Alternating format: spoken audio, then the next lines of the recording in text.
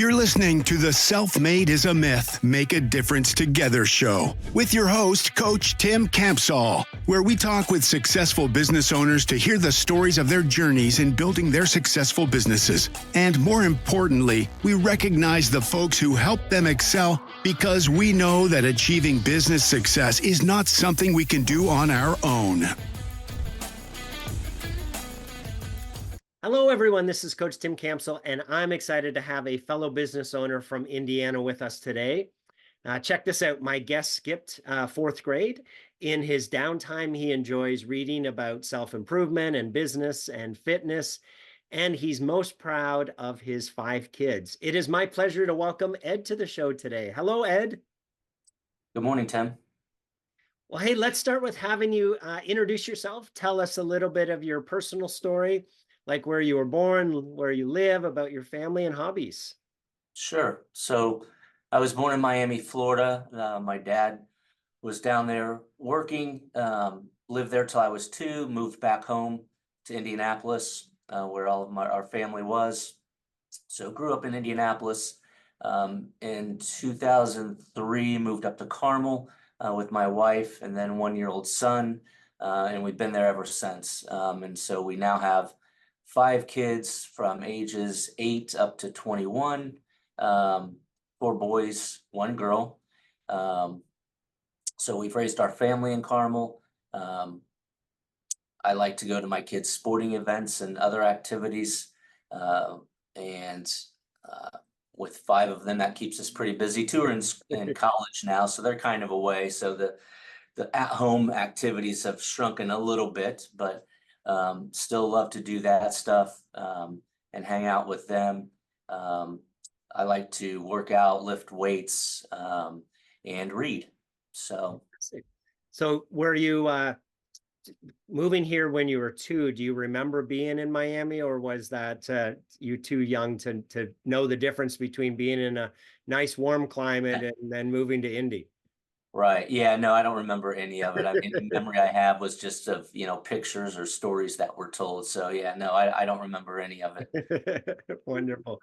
Hey, Ed, is there a funny story that your family likes to tell about you that you'd be willing to share with us today? Yeah, so there was, I think it was the first summer after my wife and I were married, we went on vacation with her brother and sister-in-law. And we were packed into a Lincoln Town car that was like my sister-in-law's, I think it was her dad's old car or something.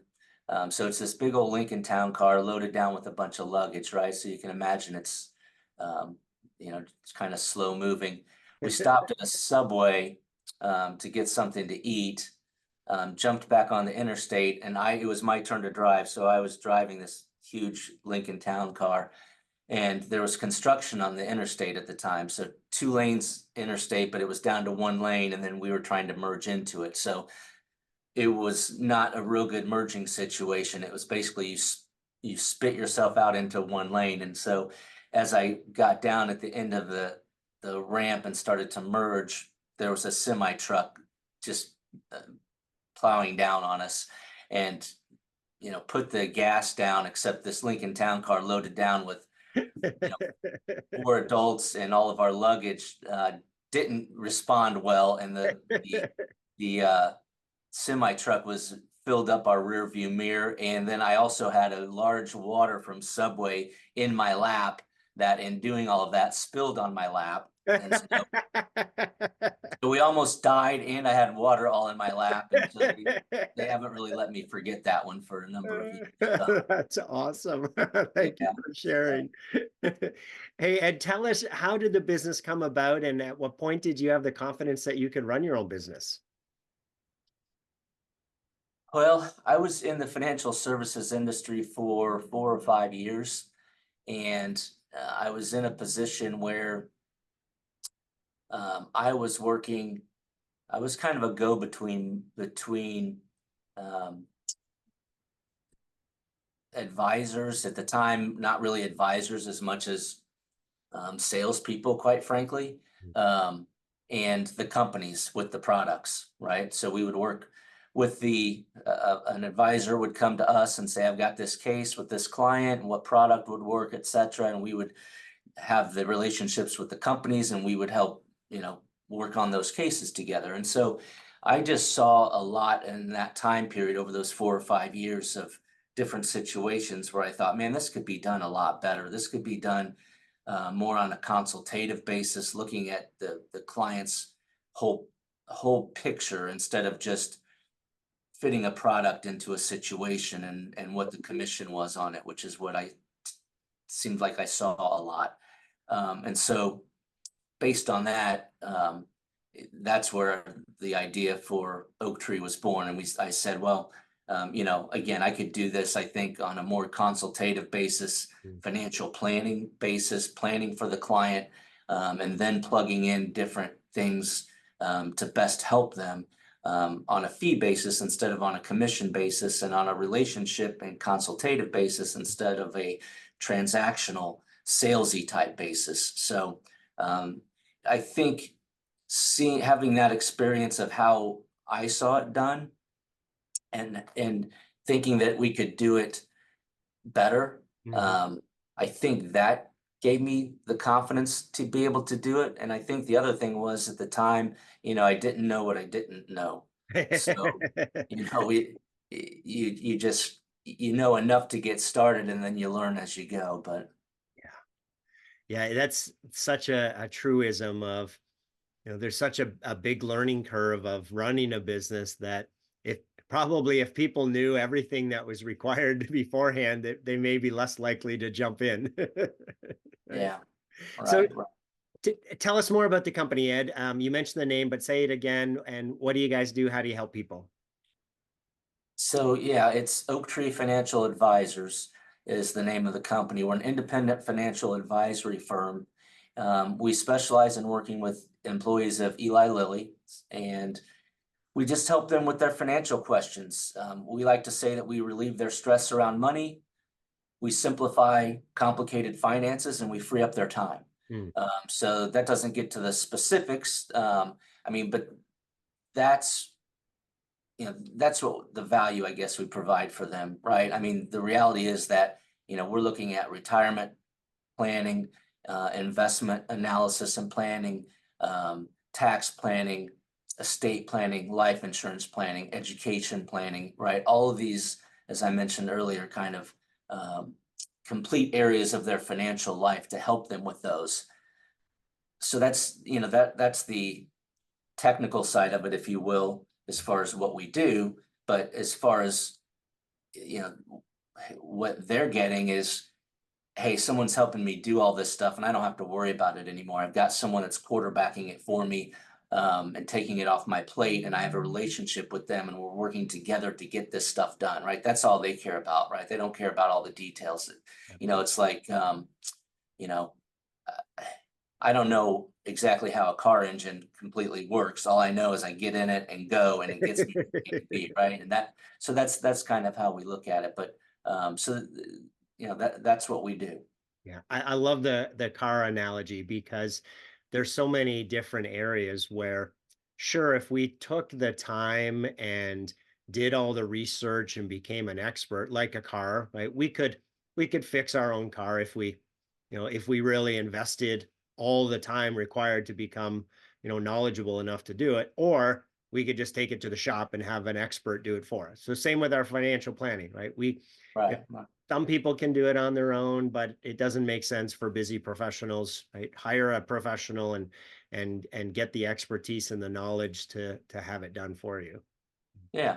Yeah. No, that makes a lot of sense. I often use the analogy of, I could paint my house myself and save some money, but I could also fall off my ladder and end up in the hospital getting ER bills, right? Or dead. And I'm not going to do it as good as they do it, right? They do it every day. Yeah, and there's the opportunity cost of what you could be doing instead, like right. either making more money or spending time with family. Right. You're trading your time, your money for time, right? So for everyone listening, check out the company and the link in the description below, and go visit Ed on LinkedIn and let him know that you watched his interview. So, hey, Ed, share a story where someone pushed you or inspired you that you could do it, even though maybe you didn't think that you could, and the impact that that person had on you. Yeah, I think that would probably be my wife. She's always been completely supportive Mm. um, of the business from the time that I even brought up the idea. Um, so she's been completely on board from day one. Um, I mean, she was working at the time, so I don't think we paid ourselves here for, want to say something like 3 years. So, that was certainly a necessary thing that, we had her income. Obviously, things were definitely lean, but um, she never complained about that. She knew what the long-term vision was, and she was all on board on it, all the way, encouraging me um, and knowing and having confidence. So seeing her confidence and having her support, grew my own confidence as well. So And what's your wife's name again? my wife's name is Gina. Gina, wonderful. Well, yes, it is so important to have that support network, and the first few years can be a lot of ups and downs, and eye-opening experiences, and drinking from the fire hose with everything that we have to learn to be able to build a successful business. So yeah, having the support of our significant other or family and friends is key in terms of navigating through all those first few years. So happy to hear that you had that. Yeah. So Ed, what's been your biggest learning as a business owner over the years? I think that there's no roadmap, Hmm. no instruction book. Um, it's not starting a business for dummies and you go buy it. Although maybe that's what I did, but there's just a lot of learning as you go, right? I mean, you can't wait until you've got it all figured out to go do it. You'll never have it all figured out. So you figure out as much as you can to make sure you're not doing something completely, irrational. Yeah. But then you just start. It's just like, a kid learns to walk, right? He gets Yeah. up and falls down a bunch of times. He crawls first, just like when he learns to ride a bike. Yeah. You don't read about riding a bike in a book and then just go out and start riding. So I think that's the biggest thing, is just go start doing stuff. And it continues today, right? Even not just starting the business, but when you're trying to grow and try new things. You research things, but you can research it to death, and that's a lot of times just an excuse for procrastinating things, right? For not getting going. So you got to get yourself a certain percentage of the way there where you feel like you're confident it's a good decision. You never know for sure. And then you just go do it and you start learning as you go. So that's something that continues.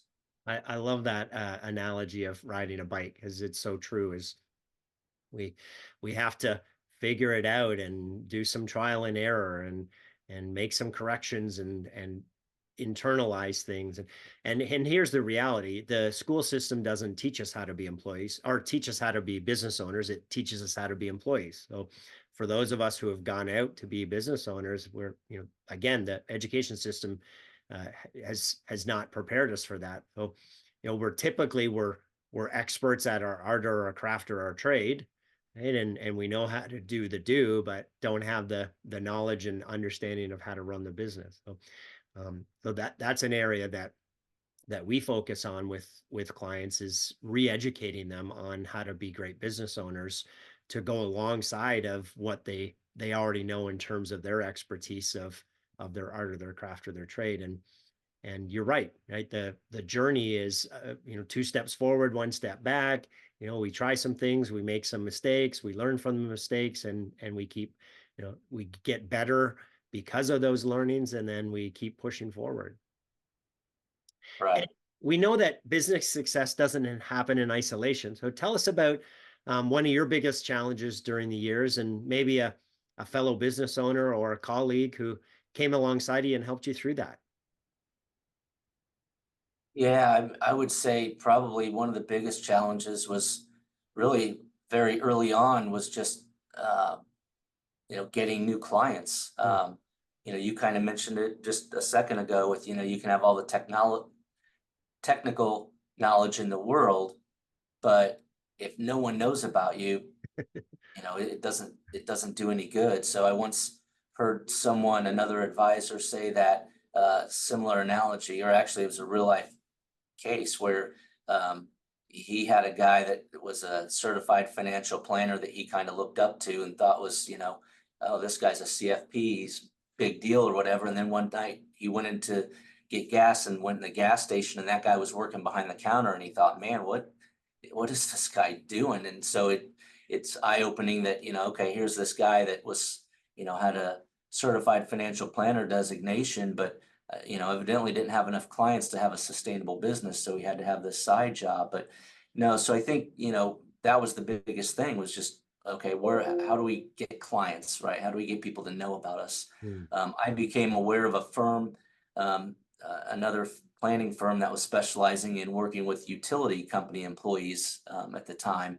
And so that's really what gave me the idea to specialize in working with Eli Lilly employees. And so I didn't know this person or this firm personally, but there was I could see what they were doing, and it made sense to me to kind of have that niche and help a specialized group of people. And so that, I think, was although they don't even know about the fact that I think that it helped us, and I don't know them personally. I think just they say success leaves clues. And I think when you look at a firm like that was successful, and it was different, right? It wasn't just, what do you do? Oh, we do retirement planning, well, everyone did that, right? So this was something that, was more specialized. I liked that appealed to me.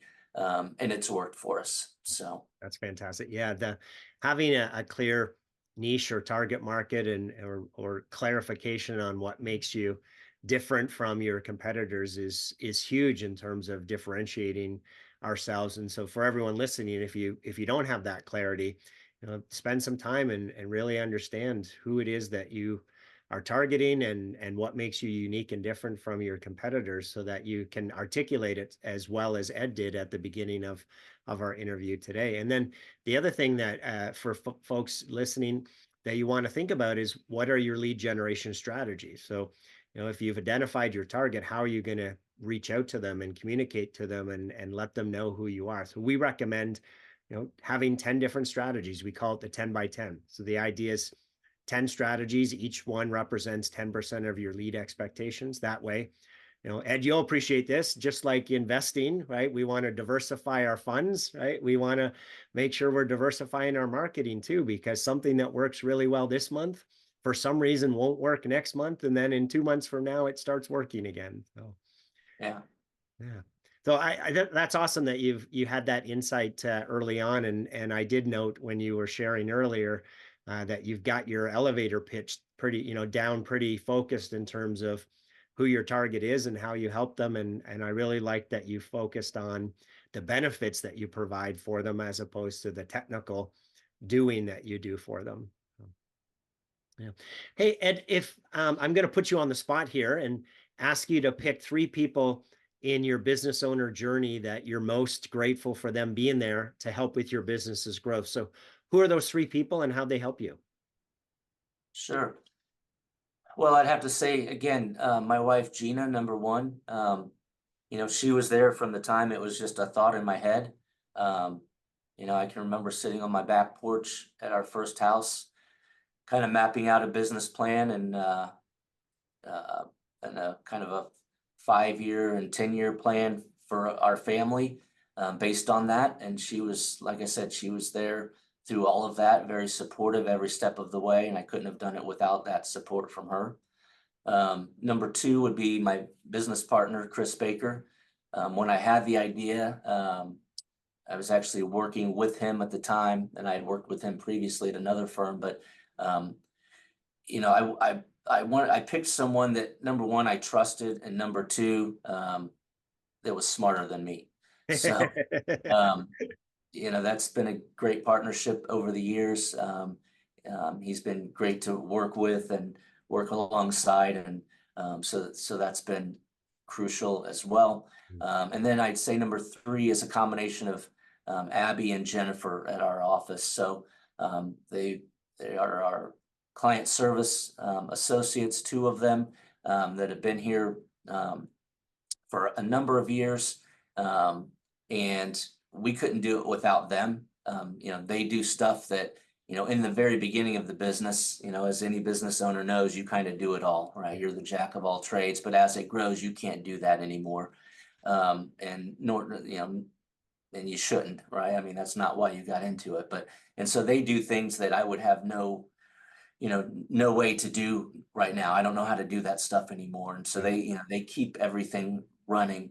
And so they've been a big part of our growth as well. We couldn't have done it without the instrumental work that they do every day. So I love what you just shared about things that you shouldn't be doing. So as we grow as business owners, a really fun exercise is to take your revenue and divide by 2,000 hours, which is 40 hours a week, 50 weeks a year, and that calculates what your value is to the organization. So folks listening, do that exercise. So I'll use an example. If your business is $1 million, you divide by 2,000, that's $500 an hour. That's your hourly value to the company. So when you do that, if you have a partner, then you divide that by 2, it'd be $250. So then you look at that and you review all the things that you do on a day-to-day basis, and anything that's below $250, you look at, okay, who should I be delegating this to, or who should I be outsourcing this to, or do I need to hire an admin to take this stuff off my plate? Because there's an opportunity cost of, if you're doing all those lower valued activities, they're high value to the company, but they're not matching your value to the organization. You got to get those off your plate so that you can be working on the bigger picture things. So that's awesome that you were able to do that earlier on. And I can appreciate what you said. Hey, there's some things that I don't even know how to do anymore. And that's the benefit of having awesome team members. So congrats on having those superstars on your team. yeah, absolutely. Thank you. So Ed, as you think about the next 1 to 3 years, what's the number one growth area or challenge that you see in terms of your ability to achieve your goals?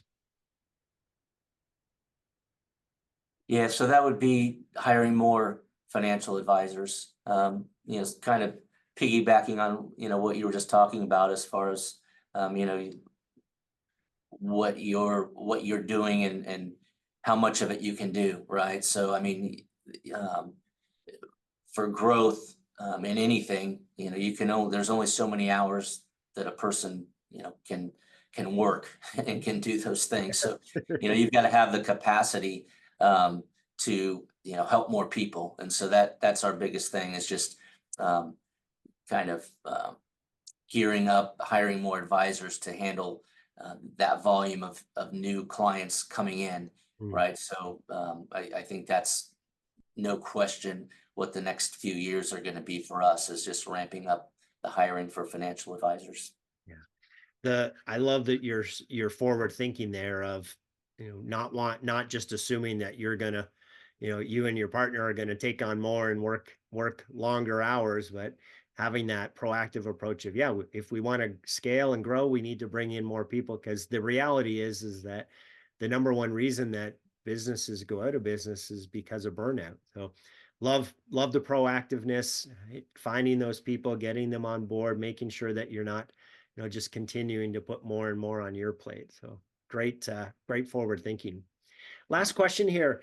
Ed, Jim Rohn, he awesome business guru. One of his things that he says is that we become the average of the 5 people that we spend the most time with. So as you think about that quote, what advice would you have for business owners who are just doing it on their own, figuring it out on their own? Yeah, I love that quote. I tell my kids that a lot. Exactly. Seek advice from others. There's another saying, I don't know who to attribute it to, but success leaves clues. What do successful people that do what you do or what you want to do, what do they do? What have they done?